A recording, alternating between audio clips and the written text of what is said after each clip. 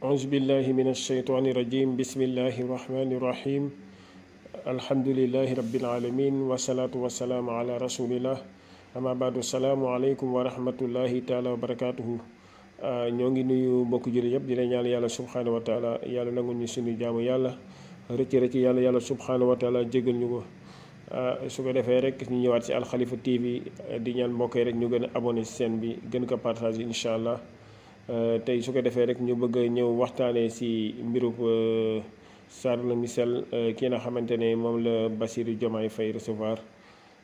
mu commencé am ay polémique yu bëri ñi naan góor jigéen la parce que ñoom ñoo fi doon taxaw di wax naan Macky Sall dafa bëgg a saxal góor jigéen fii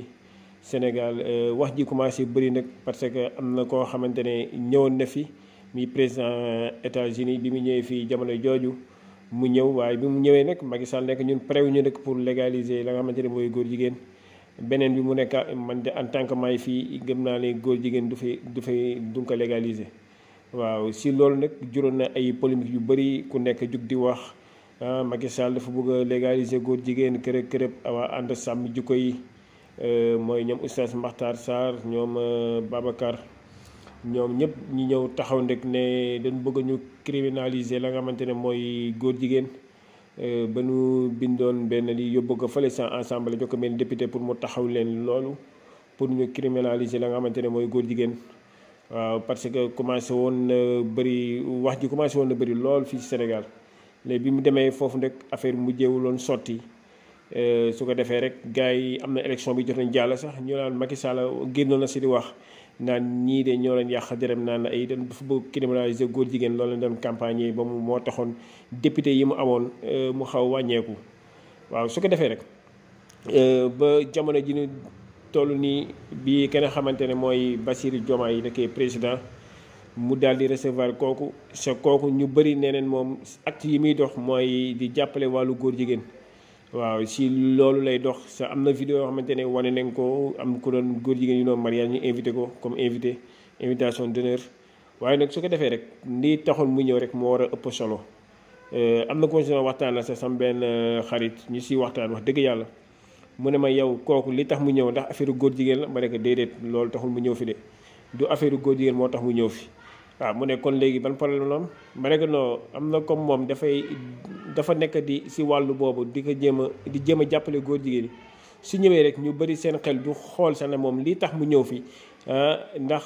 leneen moo tax mu ñëw fi bokkul ak ay criminaliser ay pour daganal la xamante ne mooy góor jigéen loolu taxul mu ñëw fi waaye nag suñ gisee mu ñëw rek lii jotoon xew jamonoy Macky Sall wax ji day bëri am na opposants yi di leen taxaw di wax naan ñii de ñoo doon bañ ji tey ñoom ñooy ñëw di jéem a recevoir ka nga xamante ne mooy doxal si affaire góor jigéen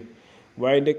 ñun moom wax dëgg yàlla am nañ yaakaar bu baax a baax si ñi nga xamante ne ñoo jiite suñu réew seen ñiy jéem ne ñoom islam la ñuy dundal chaque instant soo xoolee seen jëfandiñ dañuy wane ne ñoom li ñuy dund mooy lan mooy la ñuy dund islam sa incha allahu am nañ si yaakaar ne loolu de gëmuñu ne ñoom bi mu fii nekk bi mu fiy jógee incha allahu dinañ dagal la nga xamante mooy góor jigéen sa population bi sax moo parewul sax population bi si boppam moo parewul pour nangul jëf jooju nga xamante ne yàlla subhaanahu wa taala da ko rëbb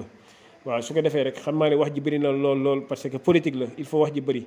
jéem a diaboliser waaye nag incha allah nañ jéem a am kóolute nañu incha allah Diomaye Faye du def mbir yooyu du ko jéem a taxawal incha allah su ko defee rek si loo leen bëggoon ñëw rek indi si ay leeral xam ne ni kooku lii tax mu ñëw fi du wàllu góor jigéen parce que bu doon loolu dina ko poser question si wàllu boobu Diomaye Faye dina ko répondre président Diomaye waaye nag comme waxuñu si loolu ñu am leen yaakaar bu baax a baax waaw am nañu yaakaar bu baax a baax wasalaam